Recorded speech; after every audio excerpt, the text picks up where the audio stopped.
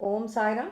जीवन में हम अक्सर चुनौतियों का सामना करते रहते हैं, चाहे वह आर्थिक संघर्ष हो, स्वास्थ्य संबंधी समस्याएं हो या भावनात्मक पीड़ा। हम सोचने लगते हैं कि हमारी समस्याएं सबसे बड़ी हैं। यह धारणा हमारे दिलों पर भारी पड़ती है और हमारे दिमाग को चिंता में डालती है।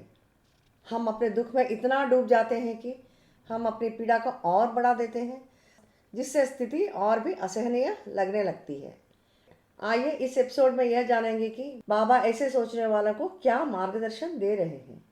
इस विषय को हम श्रीमती पवनी निर्मल प्रभावती जी द्वारा तेलुगु भाषा में लिखित श्री शिरडी साईनाथ भागवतम के 20वां अध्याय में दो दुखित भक्तों को बाबा का दिया हुआ मार्गदर्शन के द्वारा जानेंगे। ओम साईराम। शिरडी साई बाबा सत्संग में आपका स्वागत है। एक दिन जिब्राबाई नाम की एक महिला बाबा के पास आकर अपने दिल की बात कहती है। वह कहती है कि उनके पति ने पिछले 3 महीने से उनसे बात करना छोड़ दिया है। वह दिन रात शराब पीना शुरू किया है। वह कहती है कि उनको गहरी चिंता हो रही है कि कहीं उनका पति बुरी आदतों में ना पड़ जाए। वह बाबा को पूछती है, कब तक मैं यह दर्द सहूँगी बाबा? मैं उनके व्यवहार से थक गई हूँ। अकेले सब कुछ संभालना मुश्किल हो रहा है बाबा, खासकर 2 छोटे बच्चों के साथ। मुझे ऐसी मुश्किल क्यों झेलना पड़ रही है बाबा? यह चिंता मुझे बहुत बड़ी लग रही है। मुझे इस क्लिष्ट परिस्थिति से बचाइए बाबा कहकर खूब रोने लगती है। उस समय एक एक करके लोग बाबा की आशीर्वाद लेने के लिए द्वारका माई आने लगते हैं।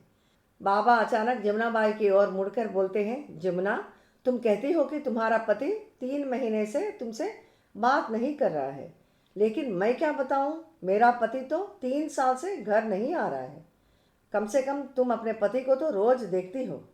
मेरा पति घर छोड़कर चला गया है। मुझे यहाँ तक भी नहीं पता कि वह कभी लौटेगा या नहीं। मैं अपना दुख किससे कहूँ? यह सुनकर जमुनाबाई दंग रह जाती है। तुरंत बाबा से कहती है, क्या बाबा, आप मेरे साथ मजाक कर रहे हैं? ऐसा कैसा हो सकता है बाबा कि आपका पति 3 साल से वापस नहीं आया? तब बाबा शांति से कहते हैं, ऐसा मत सोचो कि मैं मजाक कर रहा हूँ। एक पिता अपने बच्चों के साथ कभी मजाक नहीं करता, मैं सच कह रहा हूँ। धीरे धीरे द्वारका माई में उपस्थित लोग एक एक करके निकलने लगते हैं। सब लोग चले जाते हैं, सिर्फ एक महिला बैठी रहती है। उनका नाम था सीताबाई।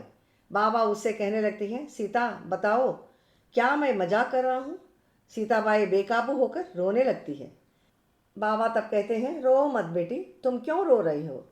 तुम्हारा दुख का कारण क्या है, मुझे बताओ।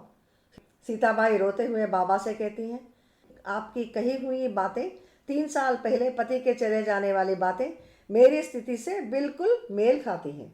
वह व्यक्ति और कोई नहीं बल्कि मेरा पति रामचंद्र पाटिल है। 3 साल पहले वह एक साधु के साथ चला गया था। वह ना मुझे अपने माता पिता को भी नहीं बताया कि वह कहाँ जा रहा था और कब तक लौटेगा। वह एक रात चला गया और अब तक नहीं लौटा बाबा। मेरा जीवन असहनीय हो गया है बाबा। मेरे तो बच्चे भी नहीं हैं। मेरे ससुराल वाले और रिश्तेदार लगातार मुझे ही उनके गायब होने का दोष दे रहे हैं बाबा। वे कहते हैं कि मैंने ही उन्हें भगाने के लिए कुछ गलत किया होगा। मैं बहुत अपमानित और दुखी हूँ बाबा।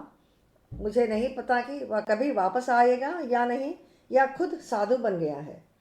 मुझे कब तक ऐसे ही कष्ट सहना पड़ेगा बाबा? यह कहते हुए सीताबाई बिना रोक के रोती चली जाती है।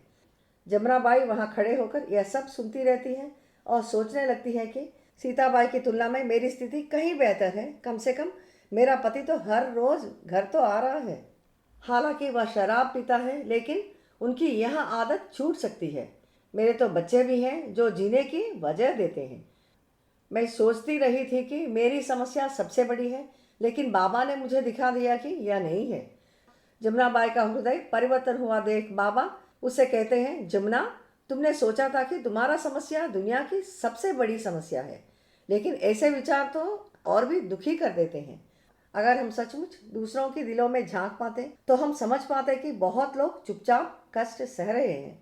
जरूरत है आत्म जागरूकता, आंतरिक दृष्टि और ईश्वर में विश्वास की। बाबा फिर कहते हैं, जमुना, अब सीताबाई की स्थिति जानने के बाद क्या तुम्हें अब भी लगता है कि तुम्हारी समस्या सबसे बड़ी है? जमुनाबाई शर्मिंदगी महसूस करते हुए कहती हैं, हाँ बाबा, मेरी हालत इतना बुरी नहीं है। कम से कम मेरा परिवार तो मेरे साथ है। सीता का तो ना पति साथ में है, ना उनके कोई बच्चे। वह मुझसे ज़्यादा दुख झेल रही है बाबा। अब बाबा जमुना बाई को ऊदी देकर कहते हैं, इसे जल में मिलाकर आज शाम को अपने पति को पिला देना, बाद में उसे मेरे पास भेज देना। बाबा की इन बातों से आशा भरी हुई हृदय से जमुना बाई वहाँ से चल पड़ती है। यह कथा हम सभी के लिए एक शक्तिशाली और दिव्य संदेश देती है। जीवन में चाहे कोई भी समस्या क्यों ना आए, हमें आशा नहीं खोनी चाहिए। हमें ईश्वर में विश्वास रखना चाहिए और कठिनाई का सामना शक्ति और साहस के साथ करना चाहिए। यदि हम अपने दुख श्री साईं बाबा के साथ सच्चे मन से बता सकें तो वे अवश्य हमारा मार्गदर्शन करेंगे और हमें हर संकट से मुक्त करेंगे। बाद में बाबा की कृपा से जमुना बाई का पति यदुगोपाल अपने शराब पीने की आदत छोड़ देता है। वह फिर से जिम्मेदार बन जाता है, अपने परिवार की ईमानदारी और प्रेम से देखभाल करने लगता है। इसी प्रकार सीताबाई का पति रामचंद्र पाटिल 3 वर्षों के लंबे समय के बाद हृदय में पश्चाताप लिए घर लौटता है और सही मार्ग पर लौटने के लिए बाबा के पास जाकर बाबा का आशीर्वाद मांगता है। बाबा के आशीर्वाद से वह भी अपने आंतरिक संघर्षों पर विजय प्राप्त करके अपने जीवन का पुनर्निर्माण करता है और 1 वर्ष के अंदर उनकी पुत्र प्राप्ति होती है। ये 2 सुंदर परिवर्तन बाबा के दिव्य आश्वासन और असीम करुणा के जीवंत प्रमाण हैं। आने वाले एपिसोड्स में इन चमत्कारी कहानियों और बाबा के आशीर्वाद के बारे में विस्तार से जानेंगे, ताकि बाबा की लीलाएं हमें प्रेरित करती हैं और सुखमय जीवन जीने का मार्गदर्शन देती हैं। इन घटनाओं से यह स्पष्ट होता है कि किसी को भी यह मानने की जरूरत नहीं है कि उनकी समस्या ही सबसे बड़ी है। हर एक के जीवन में कष्ट आते रहते हैं। केवल अच्छे कर्म, सच्चे प्रयास और साईं बाबा में अटूट विश्वास से ही शांति और समाधान मिलता है। बाबा हमेशा अपने भक्तों का ध्यान रखते हैं और उन्हें सही समय पर बड़ी से बड़ी मुश्किलों से बाहर निकालते हैं। जब भक्तों को लगता है कि उनका दुख असहनीय है, तो बाबा उन्हें प्यार से याद दिलाते हैं, अपनी समस्या के आकार के बारे में मत सोचो, जीवन की परिस्थितियां अस्थायी हैं। उन्होंने सिखाया है कि श्रद्धा और सबूरी से बड़ा दुख भी हल्का हो जाता है और अपना मन बाबा पर केंद्रित रखने से हमारे भीतर का तूफान शांत हो जाता है। एक शोकग्रस्त भक्त से बाबा ने एक बार कहा था, तुम केवल अपना दुख देखते हो, अगर तुम दूसरों के दिल देख पाते तो के बोझ को भी जान पाते।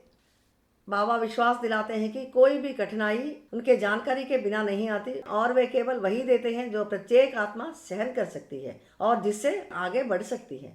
और बाबा यह भी कहते हैं कि अपने दुख को बड़ा चढ़ाकर मत देखो, मेरा नाम जपो और मैं तुम्हारा बोझ उठा लूँगा।